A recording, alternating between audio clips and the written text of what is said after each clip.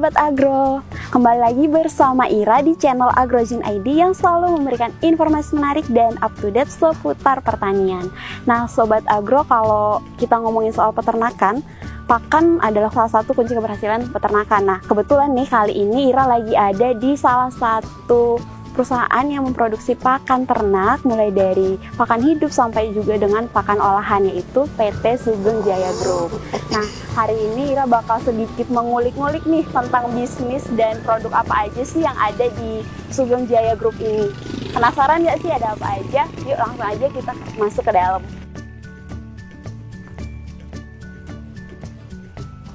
Halo Mas, selamat siang. Halo, siang. Dengan Mas siapa Mas? Saya Alif. Ah ya, saya Ira. Jadi saya mau nanya-nanya sedikit Mas, di PT Sugeng Jaya Group ini ada apa aja sih produk-produknya? Ya, boleh. Sebelum kita ngobrol-ngobrol, Mas Alif boleh kenalin dulu kali ya. Oh ya, oke. Biar Sobat Agro juga pada tahu nih, Mas Alif di Sugeng Jaya Group ini sebagai apa? Halo sahabat Agro semuanya. Perkenalkan sebelumnya saya Alif Rian Gilang atau dipanggil Alif. Saya di Sugeng Jaya Group di sini sebagai kepala dari sales dan distribution yang mengurus penjualan dan juga distribusi produk begitu. Nah, kalau ngomongin soal produk di Sugeng Jaya Group nih Mas, di sini ada produk apa aja sih dan produk-produknya tuh apa dikasih brand nggak sih? Oke, kalau masalah produk ya kita ada yang ulat Hongkong segar, kemudian kita juga ada serangga kering, juga pakan hamster. Nah, untuk serangga kering sendiri kita ada 3 jenis juga. Ada ulat Hongkong kering yang kita kasih nama King Worm, kemudian ada Super Worm itu untuk ulat Jerman kering, dan ada jangkrik kering yang kita beri nama Red Cricket. Kemudian untuk pakan hamster itu kita beri nama Holy Hemi. Selain pakan dari serangga kering, kita juga ada pakan khusus ruminansia, itu untuk sapi, domba, kambing, baik pengemukan maupun perah. Itu kita beri nama Superfit. Wah, ternyata cukup banyak ya Mas produk dari PT Sugeng Jaya Group ini. Nah, kalau boleh tahu nih Mas Alif, di sini tuh kapasitas produksi dalam sehari berapa sih?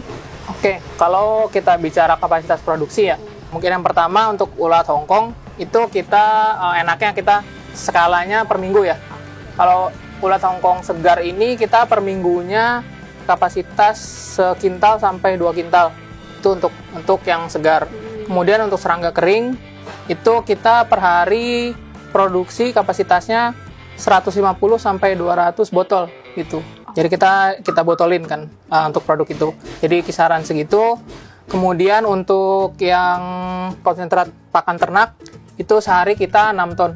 Wah, gitu. Jadi setiap produk itu kapasitas produksinya berbeda-beda gitu ya? Ya, Mas, betul. Nah, kalau boleh tahu nih Mas, yang tempat kita berdiri sekarang ini nih, di sini untuk tempat apa? Nah, kalau yang di tempat kita berdiri ini ruang produksi dari ulat Hongkong segar. Jadi dari mulai produksi, terusnya pembibitan, jadi dari dia masih kecil sampai siap jual, ini ruang produksinya.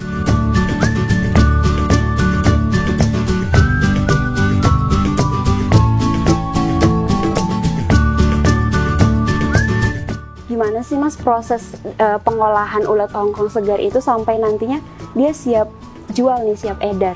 Oke, jadi kalau ulat Hongkong segar ya, di sini kita alhamdulillah sudah dari pembibitan sampai siap jual. Jadi mulai dari dia kita siapkan jadi indukan. Kalau di ulat Hongkong kan dia metamorfosis ya, jadi kumbang, kemudian dia kawin, dia bertelur. Dari telur itu sekitar kurang lebih 2 bulanan, itu dari dia menetas sampai siap jual, begitu. Tapi kalau untuk yang produk-produk lainnya, proses produksinya itu seperti apa Mas? Oke, kalau produk lainnya, misalnya seperti turunan dari ulat Hongkong segar ke ulat Hongkong kering, itu prosesnya kita pertama ada pemilihan dulu, pemilihan ulat. Jadi kita nggak asal nih ngambil ulat-ulat yang ada, setelah ditreatment masuk ke pengeringan. Untuk pengeringan sendiri kita pakai teknologi dehidrasi. Gitu. Jadi di teknologi ini kita berusaha semaksimal mungkin, kita fokusnya hanya mengurangi kadar air. Jadi untuk protein, lemak, dan lain-lainnya itu tetap terjaga. Dan bentuk serta warnanya juga terjaga.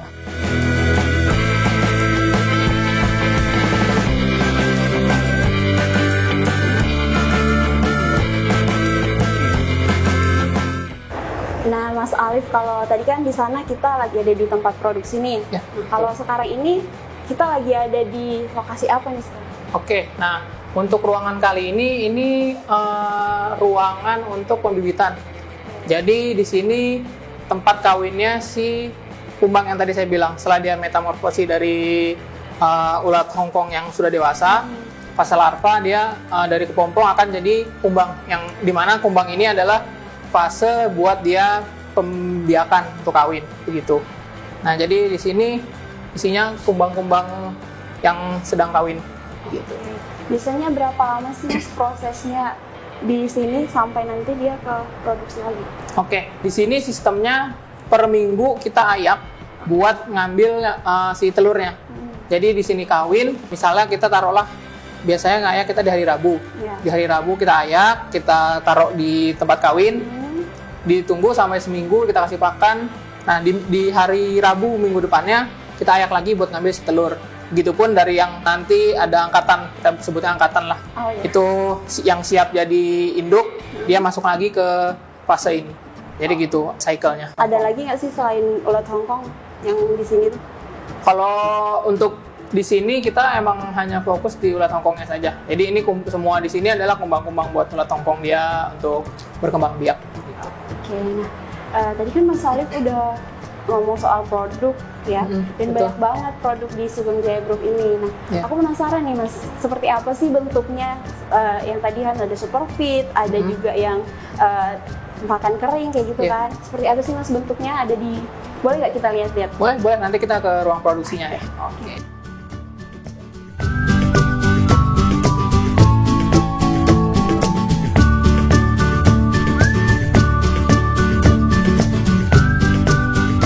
Nah, Mas, ini sekarang kita ada di ruangan apa nih? Karena tadi aku bilang mau lihat-lihat produknya. Ya, Di betul. sini nyimpan produk berarti ya? Ya, betul. Ini kita di ruang produksi untuk yang serangga kering. Oh, Gitu. jadi ini khusus untuk yang produk serangga kering Ya, di untuk sini. hewan kesayangan. Gitu. Boleh lihat ada produk apa aja nggak sih Mas? Oke. Penasaran bentuknya kayak apa? Nah, ini kita secara umum untuk yang serangga kering, kita ada 3 produk. Ini ada kingworm. Ya. Kingworm ini yang tadi saya bilang dari ulat Hongkong kering. Ya. Jadi ulat Hongkong kita sizing, kita treatment, kita keringkan, dan ini hasilnya. Nah, ini Mas, sebotol ini harganya berapa sih? Oke, untuk per botolnya kalau untuk kingworm yang ulat Hongkong kita per botolnya 30.000. Ini kemasan 50 gram. Lumayan terjangkau ya Sobat Ya, Agro. 50 betul. gram harganya Rp30.000. Betul sekali. Nah, kalau ini apa Nah, Mas? untuk yang ini super worm. Jadi ini untuk ulat Jerman kering. Ulat Jerman kering 50 gram. Untuk harganya kita ini 35.000. Lebih sedikit lebih mahal Ya, daripada betul ini sekali. ya. Ha. Oke.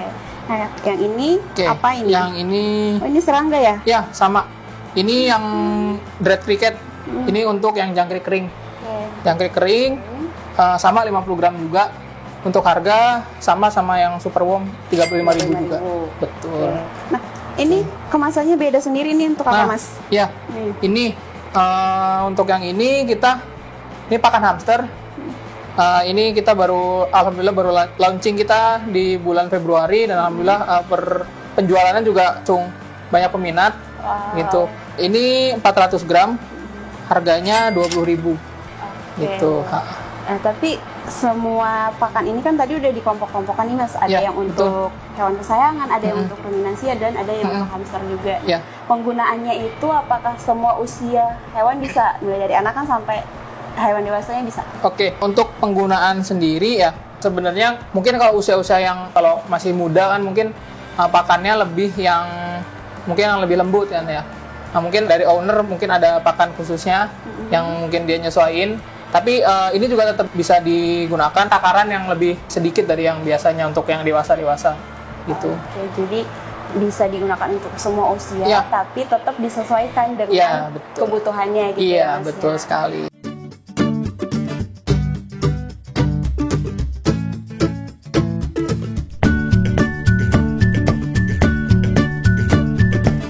Nah, kalau untuk kandungannya sendiri Mas, pasti udah sesuai standar dong ya. Nah, ya, betul, ada betul. kandungan apa aja Mas di Oke. setiap produk ini? Kalau utama yang di serangga ya, Serangga ini, yang namanya serangga berarti dia itu cenderung ke arah protein. Nah, proteinnya di sini secara umum itu di atas 45%.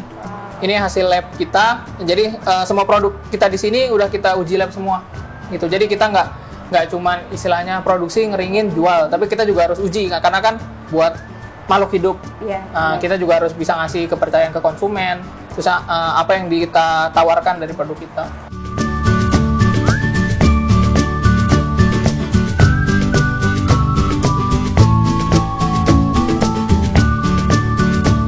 Tapi selain riset mengenai kandungan, ada riset apa lagi sih Mas sampai produknya ini jadi? Kita juga ada riset istilahnya untuk ke konsumennya. Apa sih maksudnya yang dibutuhkan konsumen itu idealnya kayak misalnya kemasan, idealnya berapa? Bisa kita juga lihat keekonomisannya. Jadi kita bisa produksi dan harganya tuh reasonable ke si konsumen gitu.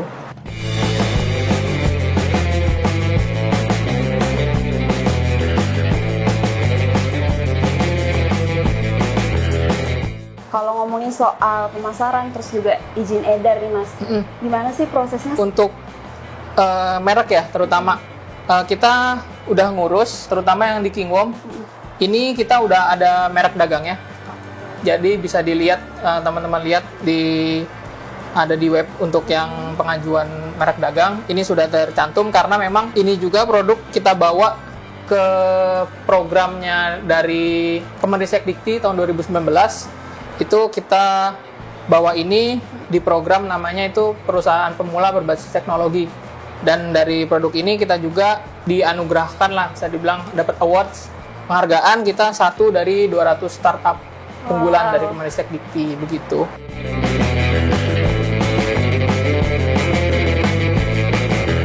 Kalau untuk pemasaran dalam negeri kita alhamdulillah udah dari ujung Indonesia sampai ujung. Jadi dari Aceh, terusnya Sumatera Barat, sampai di Papua pun kita ada agennya. Jadi teman-teman semua bisa cari di agen-agen kita di kota-kota terdekat masing-masing. Kemudian untuk pasar ekspor, kita per bulan Februari kita mulai penjajakan ke pasar ekspor, terutama ke arah Eropa. Jadi kita untuk pasar ekspor, pasarnya sudah ada. Nah, tinggal produksinya nih, kita lagi berusaha ngejar. Karena dari Eropa sendiri, dari orang yang menjadi jembatan kita buat ke luar itu, kebutuhan sekitar 1/2 kontainer.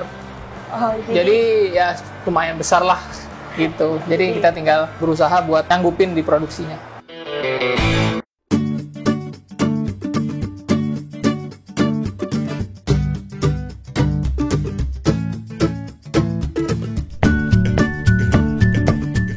Tapi pernah nggak sih Mas mencoba untuk bikin produk selain pakan dari ulet-ulet ini? Oke, untuk produk pangan ya berarti ya. Pangan kita sempat kita bikin itu namanya Mefu. Itu dari ulat Hongkong kita jadikan abon tabur gitu. Cuman sekarang memang belum kita fokuskan lagi. Tapi kita tetap melayani pemesanan.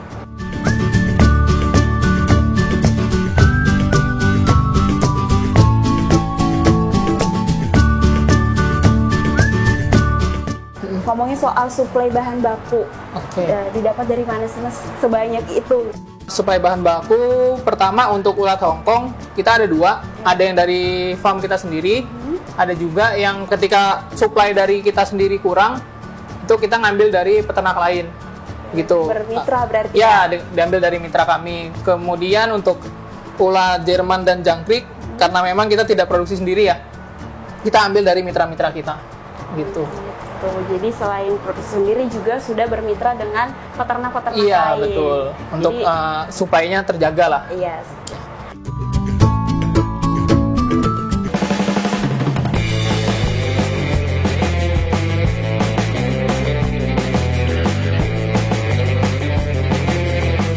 Ngomongin lagi nih soal budidaya, gimana sih tingkat kesulitan budidaya ulat Hongkong ini?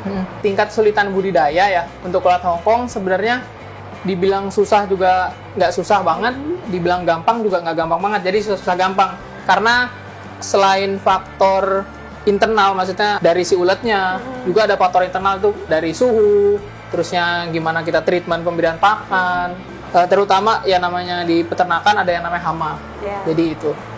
Oke, jadi kalau misalnya budidayanya susah-susah gampang tergantung kitanya berarti ya? Iya, betul. Jadi kita, makanya tadi untuk di yang ruang pembibitan, kita benar-benar tutup, kita berikan exhaust fan, itu jadi kita meminimalisir hama masuk, dan juga kita menciptakan suhu lingkungan itu yang sesuai lah sama si kebutuhan dari perkembangbiakan si ulat hongkong itu. Berarti beda-beda ya, di pembibitan suhunya harus seperti apa, terus nanti juga di tadi perkembangbiakan juga treatmentnya beda. Iya, betul.